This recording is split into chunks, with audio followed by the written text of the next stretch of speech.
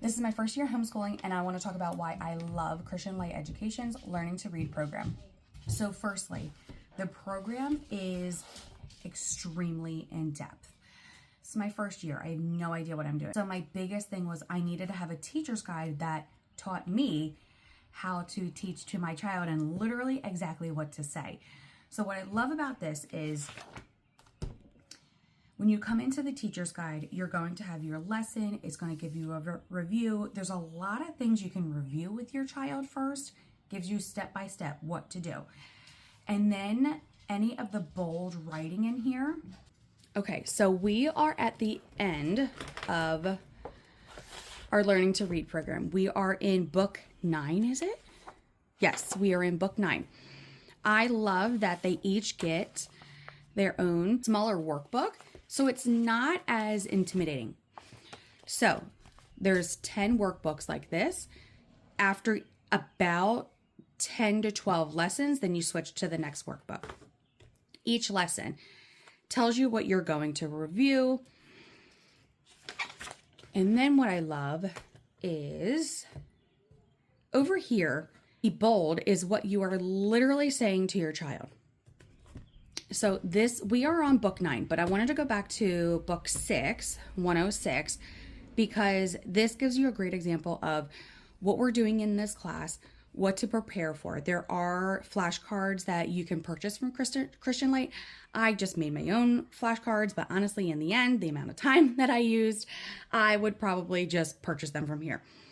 And then a lot of the beginning of Learning to Read, you are reading a story and they're doing comprehension. So the bold is where you are reading either the story, which this is the story part here, but this is how you're talking about the long vowel A, and it's teaching that. You just have to say that. Then you come over here, we're finishing the sentences in the book. Comprehension, I love it. Handwriting, penmanship. Again, working with sounds, macrons. What makes it a long vowel? What makes it a short vowel? Like, you literally just read this directly to your child. And then what I also love is it has different sections of either you're doing, and this is an example of what's in the child's book. So you have the answers right here. That was a big thing with me. Like, I wanted to make sure I had the answer so that I was obviously teaching it correctly, but they were understanding it correctly. Me growing up, I don't ever remember learning long vowel, short vowels. So I had no idea what I was doing. And I even messaged my sister-in-law, who was a reading specialist, and I said, do I really need to teach long vowel, short vowel? She's like, yeah, it's really important. So this I learned along with my child, which is to be expected, but we realized where there were gaps from when they came from Catholic school and where we could fill that in. And this filled it in wonderfully. Okay, so then you have some reading out loud and a story. So some of the stories, this can technically be a classroom curriculum as well. So some of the stories, it's going to tell you here that one person reads a paragraph, one person reads my son is reading all of this. He is doing amazing. And then little bit of fun. They're saying the word, but they're just finding the word that is spelled differently. So they're getting that recognition. And then you're on to the next lesson. So what I love also about these is that if you're not understanding it, this is giving a great example of what other things you can do to better understand it, to better teach your child as well. So to be completely honest with you, it's a lot of work. There are not real points other than like dot maps or handwriting that he can do on his own. So it is a lot of one-on-one attention. With a kindergartner going into first grade or a first grader, that is to be expected. As a homeschooling mom, I have 3 kids. My oldest one is in 3rd. The second one is in 1st, who is doing this. And we tried to do some of the independent work, and it just wasn't great.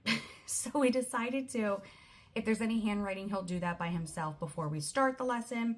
Any dot maps, we've kind of finished that by book 9 at this point. But I will say we are flying through each of the lessons. Now, once you get into book 7, 8, 9, and 10, the lessons are longer. So they're longer stories. So I will say it can be overwhelming. So don't get discouraged if your child is like, oh, I've had enough for the day, or this is a lot to do. It is. It's a lot to do. Typically, I find like with the math from Christian Light, it's like 2-3 pages maximum. This can get into 4, 5, 6 sometimes.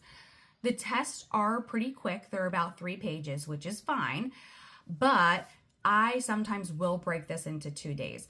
So we have 3 days of book work, 2 days, which are my work days. They're doing either review or any type of independent work.